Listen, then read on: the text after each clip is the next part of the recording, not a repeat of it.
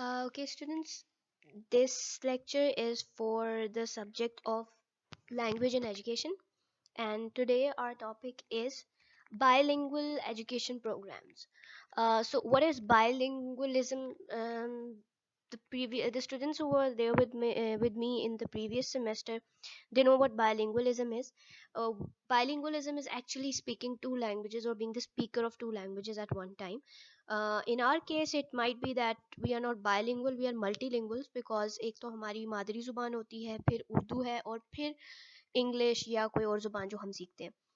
But bilingual mostly तभी आता है जब एक तो हमारी वो ज़ुबान जो हम आम बातचीत के लिए इस्तेमाल कर रहे हैं, जिसको हम मोस्टली फर्स्ट लैंग्वेज कहते हैं, और सेकंड लैंग्वेज वो होती है जो कि हम सीख रहे होते हैं. In most of the cases जो आजकल जैसे बच्चे हैं, जो normally they speak Urdu, and after Urdu they learn English, तो वो उनकी फर्स्ट और सेकंड लैंग्वेज हो जाती है.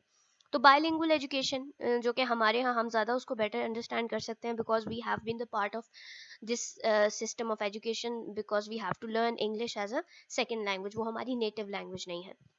तो bilingual education is basically teaching of the academic material or content in both languages, two languages basically. और उसका पर्पस ये होता है कि सेकंड लैंग्वेज जो है उसकी मास्टरी के लिए ही एक्चुअली यूज़ की जाती है कि वो आ जाए. लेकिन जो हर दफ़ा ऐसा नहीं होता कि बच्चों को आजकल के तो खैर the thing is a little bit different, because today's child knows English before even going to school. हम उसको इतनी इंग्लिश सिखा देते हैं कि वो स्कूल जाने से पहले ही काफ़ी सारे वर्ड्स जानता होता है और वो अंडरस्टैंड करता है अपनी टीचर को, तो राइट अवे भी उसको इंग्लिश में पढ़ाया जा सकता है. But still many of the children don't know English that well, जो ज़रा दूसरे बैकग्राउंड से आते हैं जहाँ पर इंग्लिश उनके हाउस होल्ड का इतना हिस्सा नहीं होती. या जैसे हम कह सकते हैं हम थे, तो वहाँ पर बायलिंगुअल एजुकेशन और उसके डिफरेंट वेज इस्तेमाल किए जाते हैं, डिफरेंट तरीके, different programs through which it is taught to us. तो that is bilingual education. Importance क्या है बेसिकली, जो गोल है इसका बायलिंगुअल एजुकेशन का, वो ये ज़ाहिर है, जैसे मैंने आपको पहले ही बता दिया कि फॉरेन लैंग्वेज जो हमारी सेकंड लैंग्वेज है, जैसे कि हमारे केस में इंग्लिश है, उसको समझने के लिए हम बायलिंगुअल एजुकेशन रखते हैं. तो मल्टी डायमेंशनल व्यू हो जाता है. लैंग्वेज का तो ऑफ कोर्स होता ही है, ज़ाहिर है हमारी लैंग्वेज से डिफरेंट लैंग्वेज हम सीख रहे होते हैं.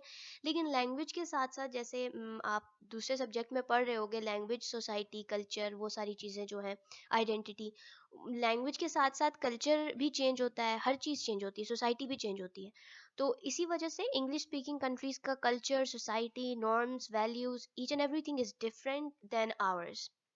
तो हम कह सकते हैं कि लैंग्वेज तो हम सीखते ही हैं, लेकिन साथ साथ हमारा ज़रा व्यू ब्रॉड होता है in terms of cultural diversity as well. और लैंग्वेज लर्निंग जो है वो सिर्फ एक लैंग्वेज तक ही महदूद नहीं होती, उसकी 5 कैटेगरीज हैं जो यहाँ पर मेंशन है. एक तो इंडिविजुअल, हमारी अपनी, ज़ाहिर है हम लैंग्वेज सीख रहे हैं.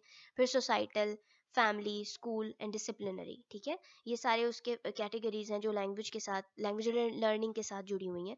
तो इन सब में हमें उसका फ़ायदा होता है और हम बेटर होते हैं. बायलिंगुअल एजुकेशन प्रोग्राम्स जो हैं उनके डिफरेंट मॉडल्स हैं, कौन कौन से इस्तेमाल किए जाते हैं. सबसे पहला आपके पास है ट्रांजिशनल बायलिंगुअल एजुकेशन. इसमें मैंने हाईलाइट भी किया हुआ है कि तकरीबन ज़्यादा से ज़्यादा 3 एक साल जो स्टार्टिंग के हैं, we teach our children in their native language, जो उनकी नॉर्मल घर की लैंग्वेज है या फर्स्ट लैंग्वेज जिसको आप कहते हैं, और हमारे यहाँ उर्दू है. We are supposed to teach them in Urdu for only 3 years, not more than that. और उसके बाद हम इंटीग्रेशन शुरू कर देते हैं सेकेंड लैंग्वेज की.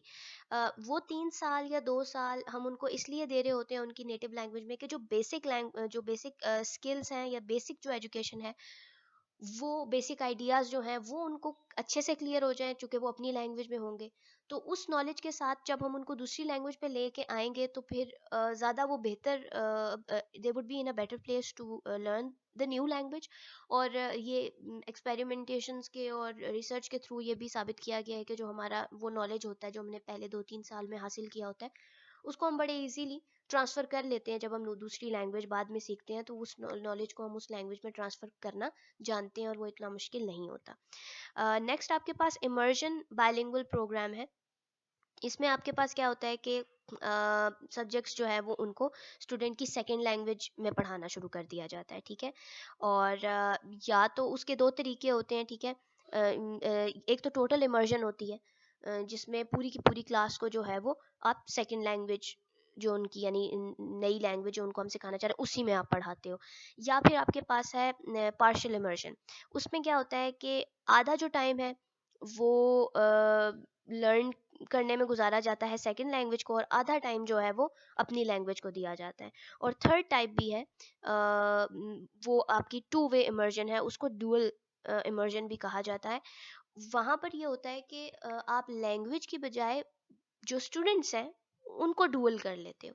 यानी कि आप एक ही क्लास में आधे वो स्टूडेंट्स रख लेते हैं, या कुछ number of percentage of students वो रख लेते हैं जो कि हमारे जैसे हैं, जिनको मतलब इंग्लिश सीखनी है।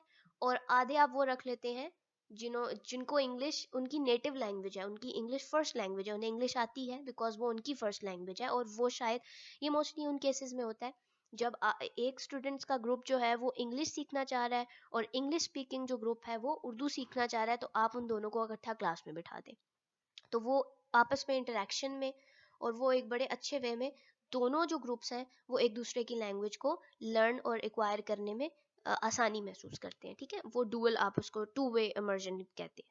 अच्छा, टू वे और डुअल लैंग्वेज इमर्जन जो है उसको देख लेते हैं। उसमें थोड़ी सी ज़्यादा एक्सप्लेनेशन दी गई है। डुअल लैंग्वेज इमर्जन को समटाइम्स यूँ भी कहा जाता है, समटाइम्स क्या, क्योंकि अगर आप स्टूडेंट्स को मिला के बिठा रहे हैं तो ऑफ कोर्स उसमें दोनों लैंग्वेजेस यूज़ हो रही होंगी, ठीक है। इंग्लिश भी, और जो आपकी दूसरी पार्टनर लैंग्वेज जो कि हमारे केस में उर्दू होगी। तो नेटिव और नॉन नेटिव स्पीकर्स जो हैं उनको वो उनके लिए ये यूज़ किया जाता है मेथड। यहाँ पर जो इम्पोर्टेंट चीज़ है वो ये है, मैं फोर मेन टाइप्स को एक्सप्लेन करना चाह रही हूँ। हाँ, एक आपके पास है डेवलपमेंटल और मेंटेनेंस बाइलिंगुअल प्रोग्राम। यहाँ पर उन्होंने कहा है these programs enroll students who are native speakers of the partner language to learn English, ठीक है। डेवलपमेंटल और मेंटेनेंस बाइलिंगुअल प्रोग्राम में आप क्या करते हैं, उन स्टूडेंट्स को लाते हैं जो कि हमारे केस में आप यूँ समझ लें कि उर्दू के नेटिव स्पीकर्स हैं और उन्होंने इंग्लिश सीखनी है। अब दूसरा स्टेप क्या है, बायलिंगुअल इमर्जन प्रोग्राम। तो उसमें आप क्या करते हो, दोनों नेटिव इंग्लिश स्पीकर्स और नेटिव उर्दू स्पीकर्स जैसे मैंने कहा उनको आप डाल लेते हो। फॉरेन लैंग्वेज इमर्जन क्या है, this program primarily enroll students who speak English as their native language. इसमें आप सिर्फ उनको डाल लेते हैं जो कि इंग्लिश जो है वो जानते हैं, प्राइमरीली आप उनको डालते हैं।